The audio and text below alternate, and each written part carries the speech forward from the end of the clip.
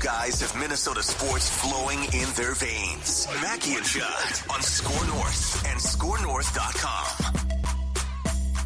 And welcome in to a Reckless Speculation Thursday. So happy Reckless Speculation Thursday, and also happy Draft Day, folks. This is, I'm going to stop this. I'm flying the plane here, and I have no idea what I'm doing, but I do know where this button is. Speculation. Oh, yeah. Yeah. Darren, Doogie, Wolfson, running around all day, covering the draft from a local angle from 5 Eyewitness News. What's going on, Doogs? Hello, boys. Happy Reckless Speculation Thursday. Happy Draft Day. Happy, I'm trying not to overstate this, one of the biggest days in Vikings history, storied history of this franchise. One of the biggest days. Kudos to you guys. Enjoy tonight. I will be there at the Fillmore if I can make it. Just got an invite to the Joe Alt draft party. So you think about Joe Alt, like lost in the shuffle, but I'm trying to give love to the local guys. Yeah. He will become, like, I don't think he falls below pick 10. I think he goes 7 to Tennessee, but maybe he goes 5 to the Chargers, somewhere in the top 10. Joe Alt, Totino Grace High School, is about to become tonight the first Twin Cities high school football player since Larry Fitzgerald Jr., like 20 years ago. Was that the 04 draft or was that the 03 Kevin Williams draft? Can't recall when the Vikings couldn't manage the clock. That was 03. I think Fitz went 04. So 20 years ago or 21 years ago. So Joe Alt going top 10 tonight is a big deal. Just got an invite to his draft party. So I'm navigating a bunch of stuff. But kudos to you guys. Enjoy tonight.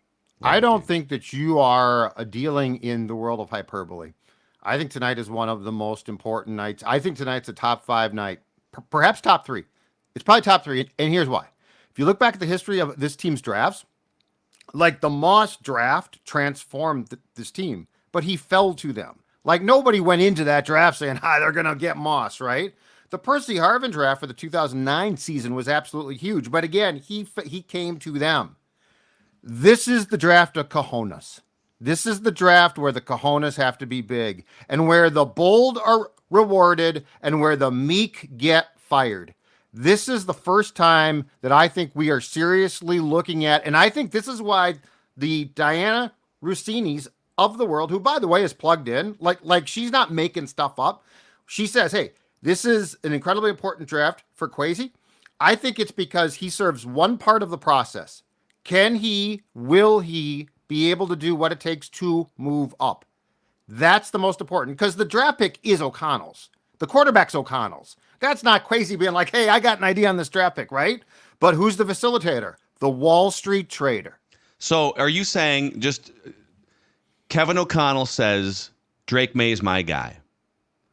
Kwesi, Drake Maye is my guy. I don't hate Michael Penix. I don't hate Bo Nix. You know me. Hell, I just got I navigated Josh Dobbs to a win before he even met his teammates. So, like, I can make anything work, but Drake Maye is my guy. If the Vikings can't pry the number 3 pick away from New England, then Kwesi, hot seat, Kwesi failure. Is that what you're saying? I am saying this. If the price tag is 11-23 next year's first round and anyone in that building balks, I think they're putting their job on the line. I think anyone who tries to preserve the future and potentially cost O'Connell what he considers to be the present is putting their job on the line. This is an unprecedented cojones draft for this franchise. I mean, you're right, Judd. I mean, this is Kevin O'Connell's pick. Kwesi is the one navigating these trade talks, although he's not the only one on the phone. There are so many different trade talks happening. Right. It's not just him, but ultimately he's the one with the final say. Do we give up 11-23 plus next year's first-round pick? Let's assume, are we in the boat of assuming Jaden Daniels 2 to Washington? Because I think the only guy they're giving up all of that for is Drake Maye. I am buying the Drake Maye steam. I firmly believe plan A tonight is move up to number 3 for Drake Maye with the assumption Caleb Williams, we know, going 1, Jaden Daniels is 2, that Drake Maye is on the board at 3, that's the guy they want more than anyone else. Yeah. Doesn't it also feel like the JJ McCarthy wagon at one point it drove right up to the number 2 pick steam a few weeks ago, that there was all these rumblings that Washington actually, Pelissero had that report like 3 weeks ago, our friend Tom Pelissero went on NFL Network and said, I've talked to a bunch of different people, not in the Washington organization, but executives that have spoken to Washington. And the league's takeaway is that they actually like JJ McCarthy with the number 2 pick potentially. But I feel like, okay, the JJ McCarthy hype wagon pulled up to the number 2 spot, but now it's kind of drifting back. And I wonder tonight, because every year there's a quarterback that falls. There's never been a draft where we've had quarterbacks 1, 2, 3, and 4. And it's rare that we even get it 1, 2, and 3. I do think we're going to go 1, 2, 3 this year. But could a JJ McCarthy fall back to, like, by the way, 2 months ago, he was sitting right in that number 11, number 12 area for anyone to draft, and then the hype wagon started going forward. But like, if they stuck at 11 and grabbed JJ McCarthy and kept their number 23 pick, would that be a success, do you think, for this front office and KOC? I think it would be. I don't sense there's like this huge separation, May and McCarthy. Like I say, plan A is Drake Maye. Like, not far separation, plan B, JJ McCarthy. Then I think there's enough separation just because I think Jaden is going too. Although I'll revert back to what I said many weeks ago, because the last handful of days, so many smoke screens, hard to really know these final few hours what exactly to believe. So I'll revert back to my sense from 2-3 weeks ago that there are fans in Eagan of all of Daniels, May, McCarthy. But I do believe May, of those 3, May is target 1. I just don't think there's like this large gap, 1 to 2. So if they end up with McCarthy tonight, I think they are going to be plenty happy in that scenario. Now, maybe it's a little bit tougher if you need to move up. Are you buying the Giants' steam? So JJ McCarthy was on the Rich Eisen show on Wednesday. How about suggesting, that? Yeah, I mean, I'm paraphrasing, right? So, Phil, you may have it a little bit better than I, but that like he thinks, or at least the team that he's had the most contact with is the New York Giants. Or are you buying the Giants at 6? Do the Vikings need to get to 5? We discussed on Tuesday the possibility of quarterbacks going 1, 2, 3, 4. At this point now, Thursday morning, I'll be surprised. Like, I don't think the Vikings are going up to 4. I think if they go up, it's to jump ahead of the Giants. Yeah. So it would be the Chargers at 5. But are we buying the Giants steam? Or are you saying, okay, the Giants, no way, no how. They're not going McCarthy at 6. If we need to move up, maybe it's to 8 Atlanta, just with the thought that Denver at 12 may try to jump up. Like, Denver has enough ammo to move up 3-4 spots, right? So do we feel like, hey, to get JJ, we can't stay at 11. We need to get to 8. But if you're going 11 to 8, presumably you're keeping pick 23. So would that be a win for Vikings fans? If you end up at like 8, you end up with McCarthy, but then you keep 23, you land a stud, whether it's a cornerback, pass rusher, or interior defensive lineman. But the question becomes, do you want to take that chance? Do you want to? I've seen the last couple of days of the Vikings should call bluffs, call the bluff of the Giants, call the bluff of the Broncos. That is a dangerous game, and that's a way to get fired. Like if the top 4 quarterbacks are gone and the Vikings get Penix and he pans out and is good, I think that everyone's in good shape.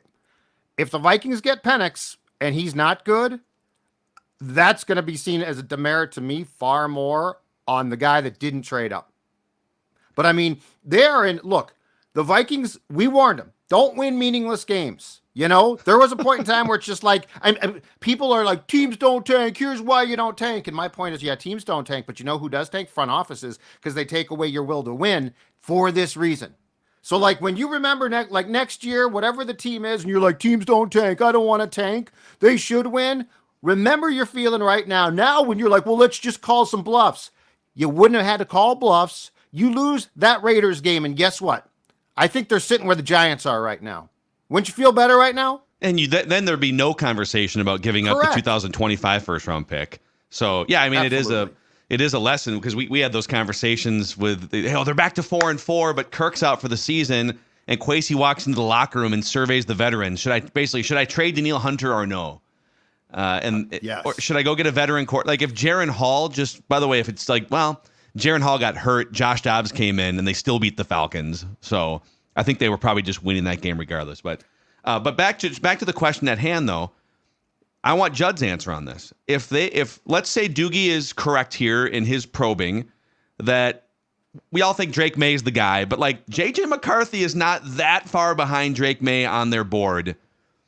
So if they wind up with JJ McCarthy at 11 because they do call a couple bluffs, or they get the intel that says, nah, we're talking to every team. We know the Giants they're drafting Malik Neighbors.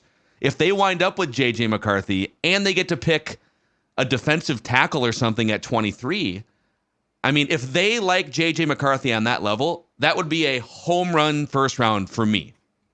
Right, but if you're crazy, you are now banking on that happening. And if it doesn't happen, and here's your problem. You still got, I feel like the last week or so, this conversation's been put on a back burner. I don't know why. You still got the Broncos, the Raiders. Are they really going to let this guy, if they like him too, fall to you?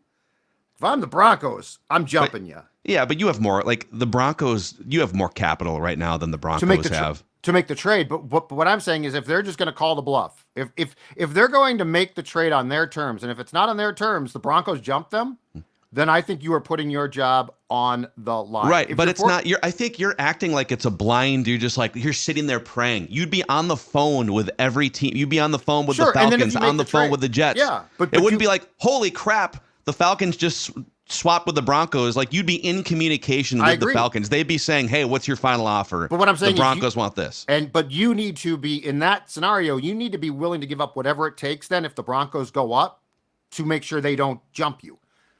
What I'm saying is if you sit at 11 and you're like, we'll be fine. And and then you say, okay, the Broncos are offering this. We're not going to. Sorry. We'll take Penix. Then your head is on the platter. Works great. It is to some extent, but like, are we underselling? Like, could a certain defensive player, a pass rusher, be there at 11, but maybe not even be there at 12 or 13? So yes, I get it. It's only 2 spots, but like, what's that value in being there at 11 compared to say 13, the Raiders, if a team is moving backwards, right? So do the Vikings still have a little bit of ammo over Denver, over Vegas, in addition to just draft capital? They do. Just the idea that, okay, if Atlanta is moving from 8 to 11, McCarthy starts to slip, gets by the Giants, but the Vikings feel like, okay, like we need to block Denver. We need to block Vegas. Yep. Let's go from 11 to 8 to ensure we get JJ McCarthy. Is Atlanta saying, okay, yes, we're more open-minded to moving to 11 compared to, say, 13 because there is a very specific defensive player we want. We can't risk that player going at 12. I'll be clear. Yes. I do not sweat Denver or the Raiders in a bidding war because I don't think the Vikings do either. I really don't. It's the 3. The 3 is that's the thing. And by the way, like, again, we sit here and does Kwesi have the stones to go up? It's up to New England. You could say to New England, hey, the 11, the 23, and next year's first round pick, and hell, if you want, we'll kick in a 4th rounder as a sweetener. No kickbacks from you. I would love some kickbacks. Give us a 5th back or something, or like a 4th. Just like, if they look at that offer and say, no, we don't expect to ever be back in the top 3 here. We are the New England Patriots. We're going to get our next Tom Brady. We think it's Drake Maye, and we are going to stick and pick. Click. What do you do if you're Kwesi? Like, people are acting like if he offers 11, 23, next year's first rounder, and a sweetener, and the Patriots hang up on him, people are saying, fire Kwesi. What do you do? That would be ridiculous because there is a drop-off point. As much as I believe the Vikings want Drake Maye, like, I don't even know if they would throw in the sweetener. I get 11, 23, next year's first. I guess we can debate the sweetener. What exactly is that sweetener? But, like, I really believe that's why I'm saying, like, my sense is, there's not like this large separation Maye to McCarthy. Yes, there is some sort of separation, just my hunch, my sense, okay? But I don't think it's that large, right? So there is a dropping off point where the Vikings, Kwesi will say, Elliott, thank you, appreciate all the dialogue, going back many months, but enough is enough. I'm hanging up the phone. And that's the one thing we sort of don't know, though, is like, what's O'Connell like? Is the building like, these guys are pretty close, and O'Connell's like, no, Maye's my guy. And the other thing is, if the Patriots hang up, that's fine. But what you can't have happen is somebody else call the Patriots and get the 3rd. I think it's the 3rd to the Vikings, or the Patriots keep it, or you got problems. Anybody else comes up and gets that pick, I think it's a problem. Would anybody Well, what are else? the parameters? Who's coming up? Yeah. What But that's what is I'm somebody saying. is somebody else going to offer more than the 11, the 20? Now, if somebody offers less than the 11, the 23, and next year's first, and we find out, oh, the Vikings balked at kicking in next year's first round pick, and now we Right. know. That's what Now I'm you can saying. say they got cold feet. This is But what if, I'm saying. but if somebody offers more than the 11, the 23, next year's first, and I don't know, dude, I don't know that any of these teams have that capital. Well, That's what if the it's thing. the Giants, though? What if the Giants say, okay, Marvin Harrison Jr., transformational wide receiver. We're not going up for the quarterback. We're going up for the receiver. So Right. what if it's 6-3? So New That could England is happen. only moving That back could happen. to 6. But then May Something drops. like that. We then can't go all in on ripping the Vikings to shreds. No, because you're but- fine. 'Cause- Now you 'cause move up. May Now you move drops. up. Now you move up to Yeah. 5, right? What? Huh? Yeah, no. If the Giants do it for a receiver, you're fine because May is now going to drop. But just to be extremely clear here, my point is the Vikings are in a position now where you can't come away tonight saying, I just couldn't give up the 23 or I just couldn't give up the 2025 first. That's my point. So like, and yes, if the Patriots take May, then the Patriots take May. I personally think the Patriots are waiting to see if Daniels gets past 2. I think the Patriots want Daniels the most, and I think they'll shop the pick on May. Because May is not, like, he is still a project. So you're going to tell me that a defensive coach with a team that's just horse bleep is going to take a project? Because they're going to play him in game 1. Now that's a recipe for, again, fireable disaster. So Who's like playing this is all, who in game 1? New England. the Patriots would play May in game 1, I Brissett. think. No. Brissett's playing. Well, Daniels maybe, but I think they're open-minded to Brissett playing Well, game 1. I just think the most important thing is you can't get cold feet. Well, that's fair. You know, going back to my scenario, like the Giants go 6-3, I would just be worried. I get it. Arizona's got a million picks, but could somebody then jump above? Like if the Vikings can't get to 4, does somebody else get to 4 then for Drake Maye? But you're right. The Vikings would be in an advantageous position if Harrison Jr. goes 3, then moving up. Because I'm telling you, plan A, like my sense, plan A is Drake Maye. So however that falls, go get Drake Maye. Another point I've heard from people in Egan is like they're well positioned next March, right, to strike in free agency. Okay, take a little bit of a backseat this year, but they don't feel like it's going to be like the Carolina Panthers, right? So Sure. like they can see a pathway to, you know, somewhere around 500, maybe better. Like they believe that they have a good enough roster. Okay, health has a lot to do with it, but a good enough roster, the additions they've made on defense, that they're not necessarily giving up pick 8 next year or even pick 10. That maybe it's more middle of the pack, 14, 15, 16, something like that, that with all the cap space they have in a year, that if this is their guy, Drake Maye, you give up the 25 first-round pick. Yeah. Hey, just a couple more minutes here so we can post this and we can get on our way here and plan for the evening. But a shout out to our friends over at Medina Entertainment Center. Just that's my old stomping grounds, by the way. This Saturday at the Medina Entertainment Center, it's Trilogy, the ultimate tribute show featuring the music of Pink Floyd, Led Zeppelin, and The Doors. Tickets for Trilogy on sale now at medinaentertainment.com. And also, we have tickets we're giving away on the SKOR North app, which is free to download, free to register. So pick up that SKOR North app in your Apple Store, your Google Play Store, Medina Entertainment Center, all sorts of fun concerts. I heard that... Oh, yeah, Rob Doogie, Brzezinski's a big fan of Medina. Is he? Okay. Well, he's a big fan of Are concert. you guys Vanderpump Rules guys at all? No, Tom- well, Laura. Tom Sandoval, the Is the a guy Twin who Cities cheated guy, on- though, right? Yeah. I don't know if he's a Twin Cities guy, but he Or is played it somebody from that show? his from band like Woodbury? played. Tom Sandoval's band played at Medina Entertainment Center last night. So Was Mrs. Mackey there? no, she was not, but she informed me that this was happening. right. We thought about Well, I'm going telling out you, there for. like I've got like I'm not any sort of, you know, like savant when it comes to Vanderpump Rules, but I I am. believe there's like some Twin Cities connection, right? We're such a provincial Oh. area, right? We love, you know, those who are one of us, right? Although, you know, heck, I wasn't even born here, right? Moved here in third I think grade. Summer- So I think I don't know Summer if I'm House. technically one of you, but there's some connection to Woodbury or something like that. Oh. Dig into that. I will Somebody, dig on maybe that. it's not that guy, but there's some connection. Somebody on that show went to Okay. Woodbury High School, something like that. I will dig on that. Doogie, before we go here, just last couple minutes on this Reckless Speculation Thursday. Any other final Vikings thoughts, any nuggets, any feelings that you have as you've been immersed in this process the last several months?